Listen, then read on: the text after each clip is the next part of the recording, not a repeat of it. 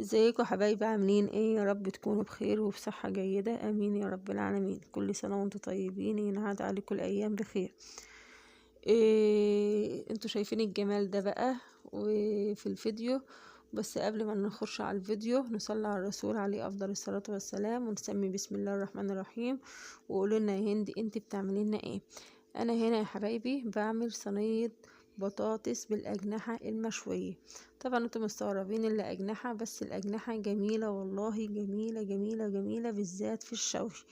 زي ما انتم شايفين كده بقى، انتوا هتشوفوا بقى الجناح.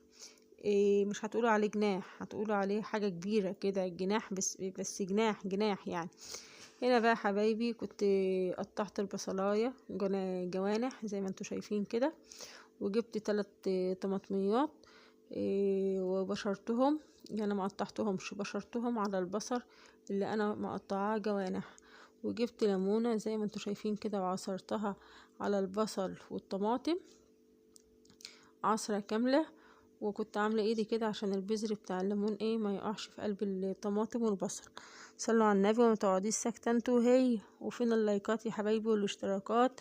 وانضموا لينا يلا للقناة عشان القناة تكبر وتتفاعل بيكم بإذن الله. هنا بقى يا حبايبي حطيت معلقة خل، وكنت حاطة هنا نص معلقة كركم. بيني وبينكم يعني ما كانش فيه الا هما، رحت حطاهم. ونص معلقة كمون. وحطيت معلقة كبيرة من الفلفل الاسمر زي ما انتوا شايفين كده. طبعا انا ما بحطش بمعالق عشان انا عارفه المقدار كويس، بس انت لو مبتدئه حطي بالمعالق. وحطيت برضو هنا معلقه كبيره من الملح الابيض. ليه بحط معلقه كبيره من الفلفل الاسمر ومعلقه كبيره من الملح؟ علشان هنا انا عامله الخلطه على مرتين، مرة للأجنحة ومرة للبطاطس. يعني أنا لما أجي أحط البطاطس مش هتبل تاني التتبيلة اللي انتوا شايفينها دي. ودعكت بقى كل ده كل الخلطة الرهيبة الجميلة ديت مع بعضها، البصل مع الطماطم مع الليمون مع الخل مع التوابل مع بعضها. وقلبتهم كلهم مع بعضهم ونزلت عليهم بالأجنحة. شفت بقى الجناح؟ مش قلتلك ده مش أجنحة، ده حاجة كده بسم الله ما شاء الله عليها، جناح جناح يعني. المهم قلبت كله مع بعضه، الأجنحة بالخلطة الجميلة اللي أنا عملتها قدامكم ديت زي ما انتوا شايفين كده يا حبيبتي. قلبي بقى من تحت لفوق لفوق لتحت لحد كل ما الأجنحة بتاعتك تشرب من الخلطة اللي انت عاملاها الجميلة بتاعت المشويات دي بقى خلطة المشويات بجد، ريحتها بتبقى فظيعة، بتجيب لي تاني شارع. يعني بنقولك بتبقى جميلة جدا جدا جدا، احسن ما تشويها من بره بالشيء الفلاني. لا، اعمليها ببيتك، وحاجة اقتصادية وعلى قد ايدينا، بس بتبقى جميلة جدا والله. هنا بقى حطيت الأجنحة في صينية تانية عشان طبعا انا عايزة التتبيلة عشان البطاطس زي ما انتوا شايفين كده. هنا كنت جايبة كيلو من البطاطس ومقطعاه حلقات زي ما انتوا شايفين كده يا حبايبي. نزلت عليه على التتبيلة، هي نفس التتبيلة، مش هنعمل تتبيلة تانية، هي نفس التتبيلة. وقلبت كله برضو مع بعضه، التتبيلة مع البطاطس زي ما انتوا شايفين كده. قلبي بقى من فوق لتحت لتحت لفوق لحد برضو مع البطاطس تشرب من التتبيلة الحلوة بتاعتنا.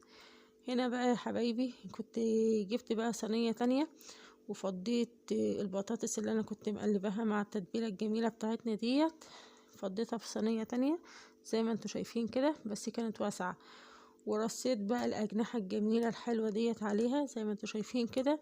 طب اللي انت بتقطعي ده ايه؟ دي سمنة كانت في التلاجة، بس لقيتها يعني مجمدة، رحت مقطعاها بالسكين زي ما انتوا شايفين كده، عشان كانت جامدة على ايدي ما كنتش عارفة اقطعها بايدي، رحت مقطعاها بالسكين. وبعد كده رحت مزودة لها حبة مية، قيمة نص كوباية مية، رحت حطها على البوتاجاز زي ما انتوا شايفين كده.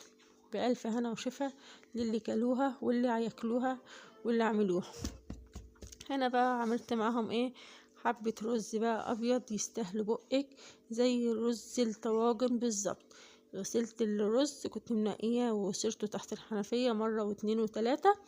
وبعد كده حبايبي حطيت عليه كوباية لبن، وحطيت عليه كوبايتين مية. انا كنت جايبة قد ايه رز؟ كنت جايبة 1.5 كيلو من الرز زي ما انتوا شايفين كده حبايبي. بصي زي الطاجن بالظبط، بس احنا بدل ما هنحطوه في الفرن هنحطوه على البوتاجاز من فوق. يا ابني اسكت. وفي ايه؟ معلش يا جماعه اعذروني، ولادي بيعكسوني. المهم رحت حاطه عليه مع حبه ملح صغيرين، وبعد الملح حطيت السمنه وحطيته على النار. وده يا حبيبتي دي كانت اكلتنا زي ما انتوا شايفين كده. بقى الرز طب معانا، وكنت بوريهولكوا كده مفرفر كده وحلو معانا زي ما انتوا شايفين كده، وريحته كانت جميله ولكنك عاملاه في الفرن بالظبط. هنا بقى كنت بوريلكوا الاجنحه والبطاطس بتاعتنا الجميله الحلوه. شوفوا بقى الجمال، شوفوا البطاطس كانت مستويه كانت جميله، وهنا الاجنحه برضو كانت جميله معاكم اهيت. وصلتوا لحد هنا يا حبايبي، ما تنسونوش في اللايكات والاشتراكات. يا رب الفيديو يعجبكم والقناه تتفاعل بيكم، وربنا يديمكم في حياتي نعم.